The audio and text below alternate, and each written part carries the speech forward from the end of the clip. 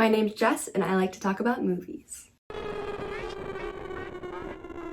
Hello, my friends. Welcome back. Happy February. Glad you could make it. If you're new around here, my name's Jess, and I like to talk about movies, books, TV shows, whatever's on my mind that day. But today, I'm feeling a little divisive.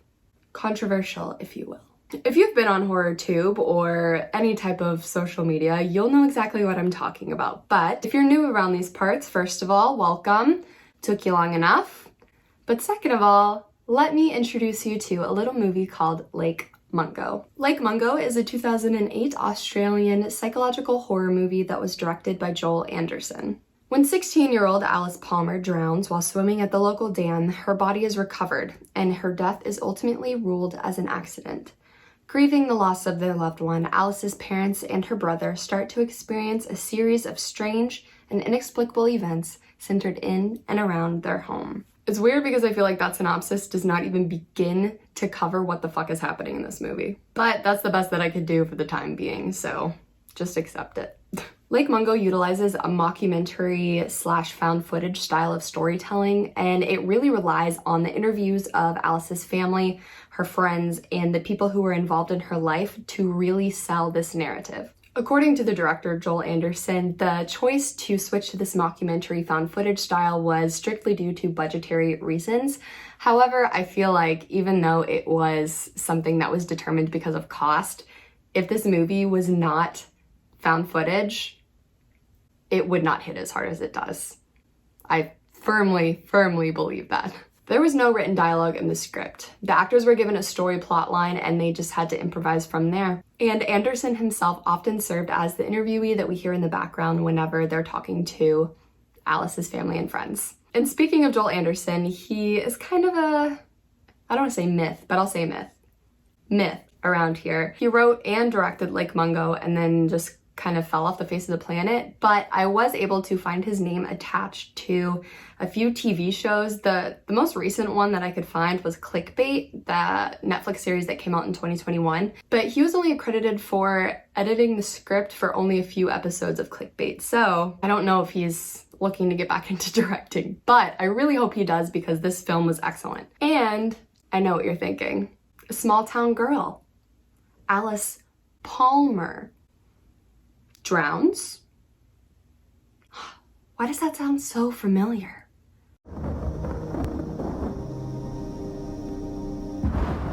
Tell me you're inspired by David Fincher without telling me you're inspired by David Fincher. Few coincidences aside, this movie is incredibly unique. And horror is, of course, subjective. So you may have not found this movie scary, but you can't deny that it made you feel uncomfortable. But with all that being said, I want to dive deeper into the plot line and also talk about a theory that I subscribe to when it comes to what the hell is actually going on in Lake Mungo. Why these things are happening, why we're getting so much background into Alice and the narrative of her family not knowing her as well as they thought that they did.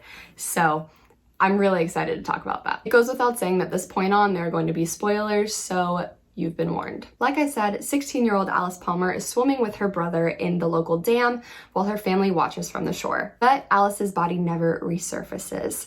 It washes up sometime later and is so disturbing to look at that Alice's mother chooses not to see her, therefore not giving her that closure that she needs to believe that her daughter is actually dead. We learn that Alice's brother Matthew is very into photography, and after her death, he goes about setting up cameras and video cameras around the house so that he can capture photos and live footage of the comings and goings of the Palmer household. Through these images and videos that he captures, we see that Alice's ghost is starting to appear in some of them, lurking in the background, but it's still obviously Alice. You can tell that, you know, those are her clothes, those are her features. It's Alice. And following the discovery of Alice in some of these photographs, Matthew reveals that he has bruises and scratches all over his upper torso. They get an expert's opinion on it. The expert cannot figure out what it's come from, but he does say it looks like it's from some kind of physical altercation. However, we soon learn that Matthew actually faked these photos. Alice did not appear in any of them that we know of, and he did this because he wanted to try and help his mom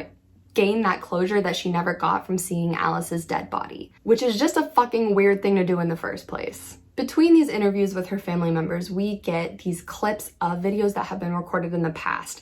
Matthew recording Alice from afar, Matthew going into Alice's room while she's doing homework, her screaming at him to get out. Clearly, this showcases a very uncomfortable and uneasy relationship.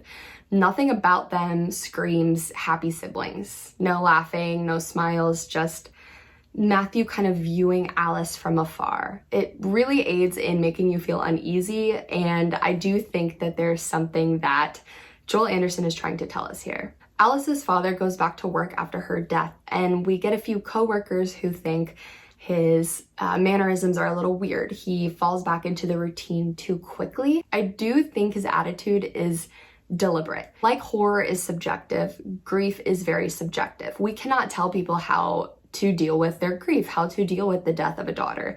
If throwing himself back into routine is what makes him feel like there's some kind of structure, that's what he needs to do. And that is something that I heavily relate to. So I did not think that his behavior was suspicious, but I can see where some people do think it is weird because he is not screaming, crying, throwing up. So we have Alice's father on one end, but her mother on the other is just completely losing her mind. She's reaching out to a psychic for help. She's sleepwalking and breaking into people's homes without realizing it.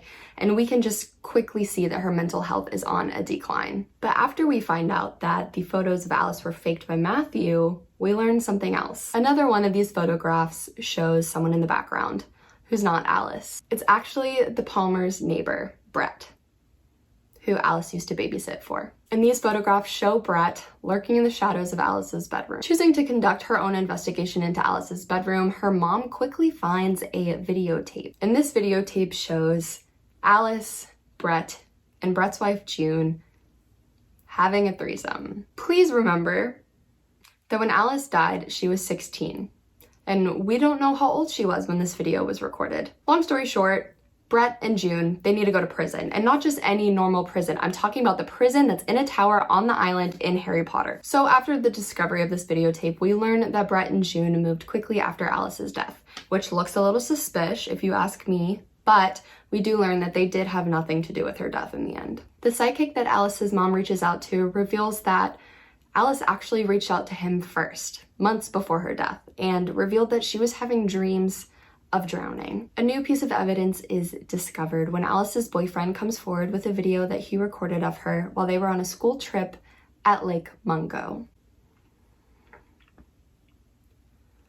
This video shows Alice approaching a tree and seemingly burying something at the base of the tree. She's frantic. They don't know what's going on. So of course, the family loads up the car, drives to Lake Mungo, and discovers what's buried beneath the tree.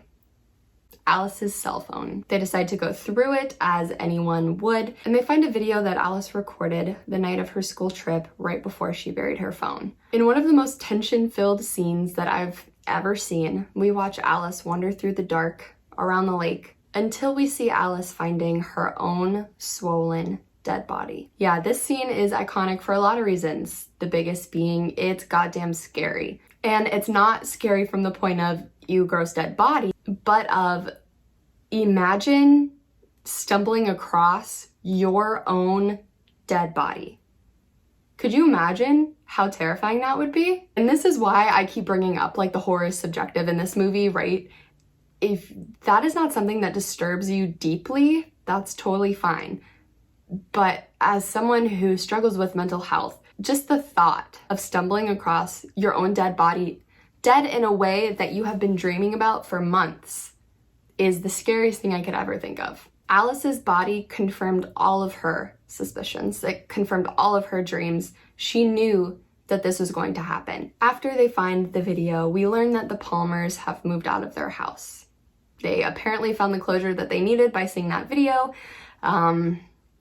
even though I don't know how that brought them any closure whatsoever, but to each their own, I guess. And at the very end, we learn that Alice was actually there in the house all along as a ghost.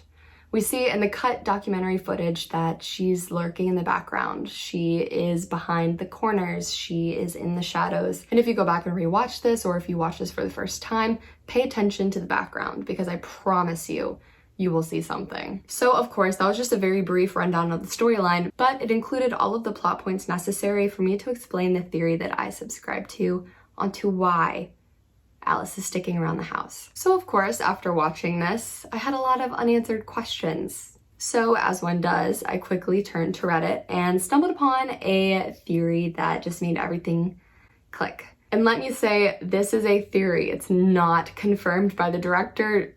Actually, nothing is confirmed by the director, so it's all open to interpretation. But in my mind, this makes the most sense. The subreddit r-horror user Gingerbread Brad tells us that he believes Alice was trying to tell her family that she was murdered. And not just murdered by anybody. That's boring.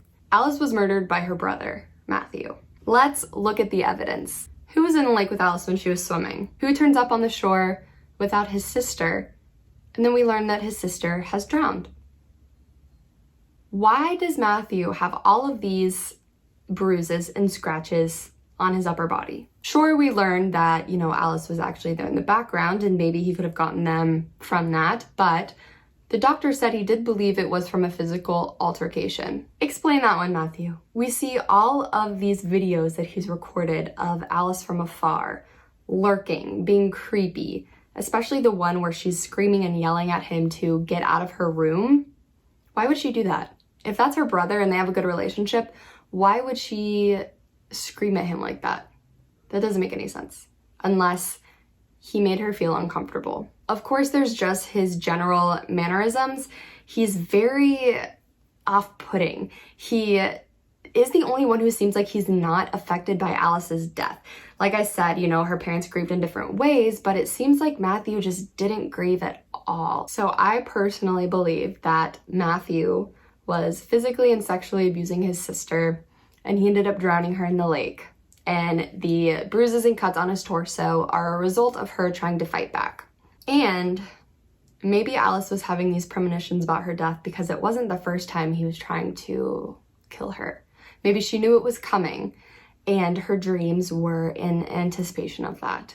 It was something that she felt was unescapable and unavoidable. Before learning about this theory, I will admit that I was a little bit underwhelmed. Maybe that's due to the fact that I watched this in daylight, and I feel like this is definitely something that you should have a really great atmosphere for, because you're trying to look into those shadows and see what's lurking there. You just need the atmosphere, you know what I mean? You need the darkness. But going back and rewatching the movie, when I have this theory in my head, it just makes everything like a million times more horrifying. So if you've already seen it and are just like, meh, whatever, please rewatch it with this theory in mind and pay attention to Matthew. Things will start making a lot more sense.